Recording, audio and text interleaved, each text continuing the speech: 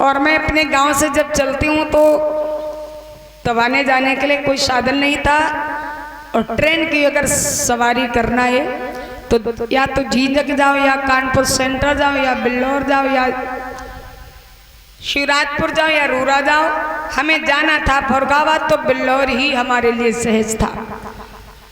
तो शुरू में हमने जब कथा सीखी, प्रथम वर्ष की बात बता रही हूँ, पहले हम ट्रेन की सवारी के लिए चले, बिल्लौर पहुंचे तो सच पूछो कि हमने कभी ट्रेन नहीं देखी थी भाई। शुरू में मैंने कथा जब सीखी, मेरे गांव के आसपास कोई ऐसे लाइन है नहीं जो ट्रेन देख लेते, और रिश्तेदारी में भी ज़्यादा घूमने फिरने नहीं जा पाए।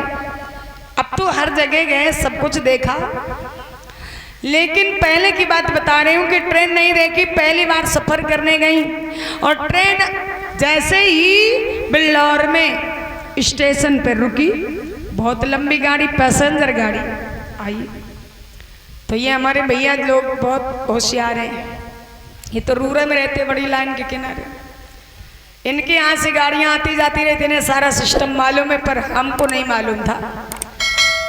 इन्होंने कहा बिना टिकट बैठ जाओगे तो भी ठीक नहीं है, टिकट लेना है। अब ये टिकट बाबू के पास पहुंचे, टिकट लेके आए और ज़्यादा जल्दी बोले चढ़ना है ना, तो ज़्यादा देर ट्रेन रुकती नहीं है, 5 मिनट का इंतज़ार करती है। सबने अपना ढोलक समारो, कोई ने चिमटा तो कोई ने अपनी बैग, अपना सामान जल्दी जल्दी चढ़े के ताव में ट्रेन रुकी और जल्दी से चढ़े। तो गाड़ी जब तक रुकी तो आधी तो आगे निकल गई, आधी पीछे बीच में। चढ़ने के इंतजार में तो क्या देखा मैंने कि एक बहन जी लगाए चश्मा, पहने जीन्स का पैंट, पहने शर्ट और खिड़की को ऐसे पकड़े खड़ी, और हम चढ़वे के ज़्यादा ताव में थे। हमने देखा नहीं, हमने सोचा कहीं गाड़ी ना छूट जाए, हम रह जाए, सब चढ़ जाए।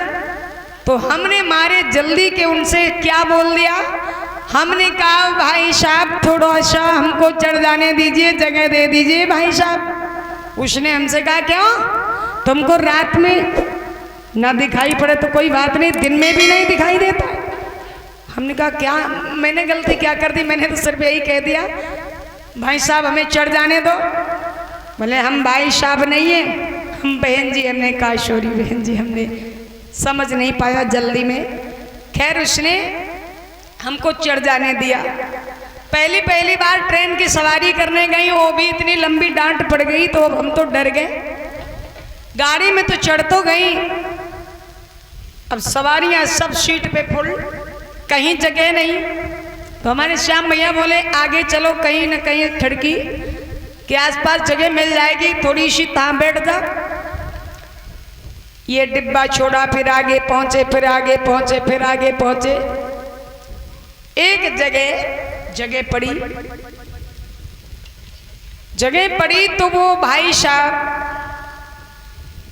इतने बाल, दाढ़ी मूछ साफ कराया, कानन में दोनों कुंडल पहने, और उस समय एक वो सूट चला था पठानी सूट, जो लड़कियां जैसे सलवार कुर्ता पहनती उसी तरीके से इनका ये जो पैर का ये मैंने देखा तो ये दिखाई पड़ा, और ऐसे करे भाई साहब आराम से सीट पर बैठे। तो हमने सोचा कि यहाँ जगह तो पड़ी है, अगर ये थोड़ा सरक जाए तो हम भी बैठ जाए। बड़ी देर में हिम्मत बांधी हमने सोचा कहते हैं हो सकता है फिर न डांट पड़ जाए। फिर हिम्मत बांधी, मैंने उनसे बोला बहन जी उधर थोड़ा आप सरक जाइए, हमें भी बैठ जाने दीजिए। भैया उसने हमसे क्या कहा, क्यों तुमको हम बहन जी दिखाई दे रहे हैं? हमने कहा क्यों बहन जी नहीं हो? कहा नहीं हम बहन जी नहीं, हम भाई जी हैं। हमने कहा आज का दिन ही खराब चला गया। अब बताइए मेरा इसमें क्या दोस्त था? भाई जी बहन जी बने घूम रही, बहन जी भाई जी बने घूम रहे। अब ऐसा पोशाक और ये सब हमारे देश का तो ये फैशन है नहीं। उस दिन से हमने तो ट्रेन की सवारी करना छोड़ दिया। पहली बार सफर करने गए, इतनी बड़ी डांट पड़ी। तो हम तो कहते हैं कि हमारा भारत देश मर्यादित देश है, मर्यादा में सबसे आगे अगर चलने वाला है तो भारत देश है। हम अपनी मर्यादा को ना भूलें। मर्यादा पुरुषोत्तम राम की कथा को भी सुन रहे हैं तो हम अपनी मर्यादाओं को अपनाएं। ये हमारे देश का फैशन नहीं है जो फैशन अपना लिया गया, ये विदेशी फैशन है। क्योंकि हमारा देश तो ऐसा है, ऐसी माताएं हैं जिनके अगर पति मर गए अपने तपोबल से वो दोबारा जीवित कर लेती हैं। और भारत देश की नारियां इतनी महान मानी गई हैं।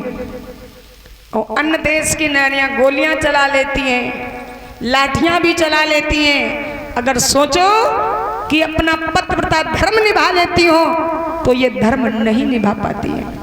वो धर्म निभाने वाली अगर माताएं हैं तो हमारे भारत देश में है।